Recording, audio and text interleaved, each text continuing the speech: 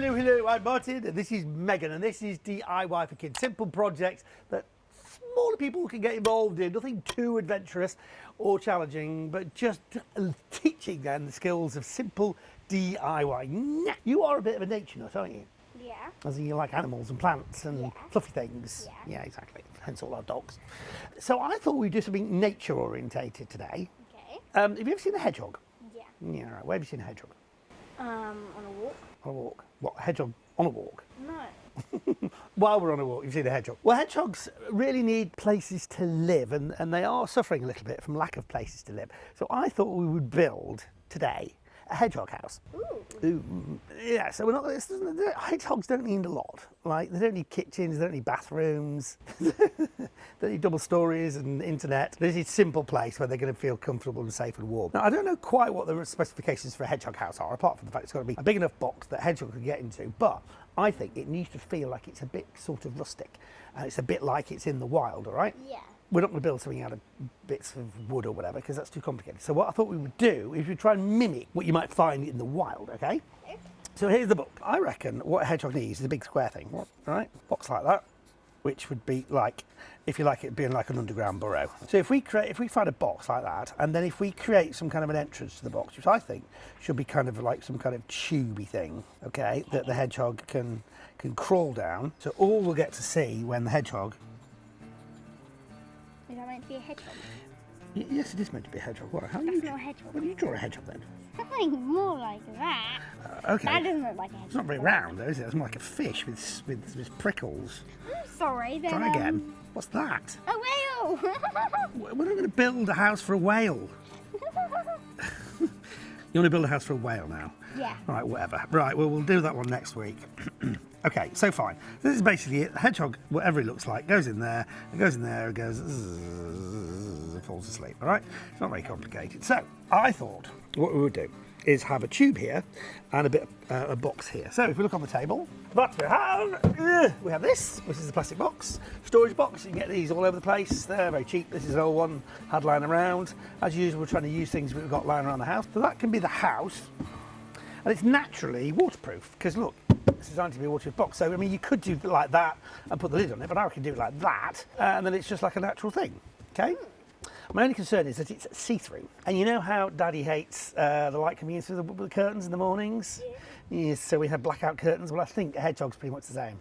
And I think they would go, oh, bright light, don't want to do it. So we're going to have to find a way of getting rid of them. I think I've got a simple solution to that. And then, as a tube, I found this lying around in the garden. Now it's a poop pipe. It's an underground pipe that carries sewage. Actually, because of the colour, this one actually would have carried rainwater rather than sewage. Sewage pipes are grey. But anyway, it's irrelevant. I thought the brown was a bit more fitting with the garden. So I thought we could just need a straight bit, but I can't actually get that bit off.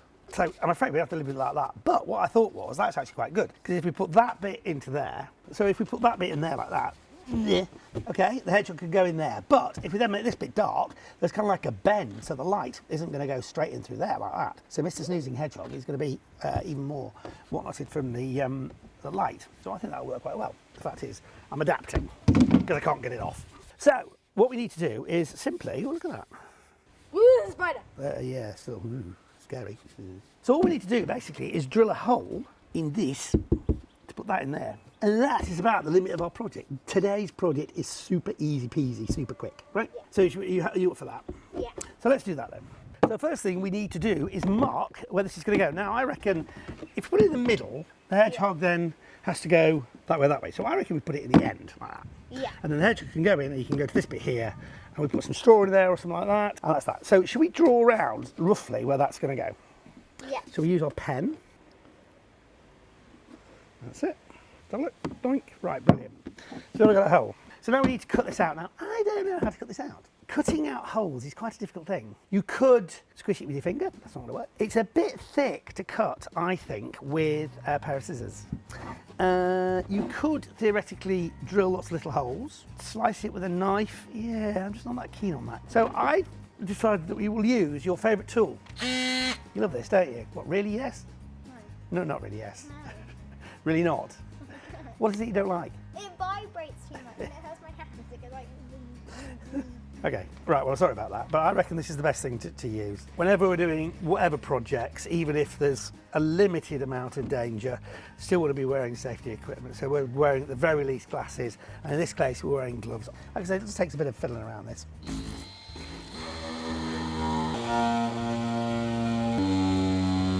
So what you might want to do, just as a tip, is if I do this, I'd sort of be going around more like...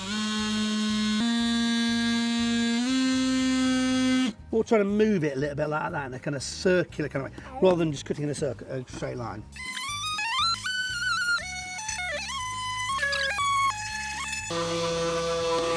That's it. And just like there's a tiny bit there, which is a bit annoying. That bit there, you have to come out from that way. We might be able to swizzle off. So look, that's brilliant. Let's just see, as a matter of interest, if that goes on. Nearly. I think there's a little bit at the bottom there. Should I do that little bit there? Yeah. Just chop that little bit at the bottom off. Hopefully that will now fit in there. There we go. So that is it. So I reckon that works. Yeah. So the hedgehog goes in there, right? Goes in here, and it goes into his little house. Yeah. Well, that worked better than I thought it was going to work. I was actually going to put this tape around the internal, around that joint there, because I thought maybe it would be a little bit slack in there. But because of the way we cut it, it fits really well. Yeah. So all we've got to do now is find a place in the garden where we can put it. Should we go and have a look? I've got an idea, it's just over there. So I think this is perfect hedgehog territory. We've got chickens down here, and I think the hedgehog might have a go at trying to eat some of their food. And there's this lovely little area just here, which I think this will fit in just perfectly. So let's just put it in place. If you just lift up that piece of wood, and let's see if that fits in there. Oh, there we go. Oh, that fits perfectly. So now, just need to do a bit of adjustment. So I reckon that's pretty good.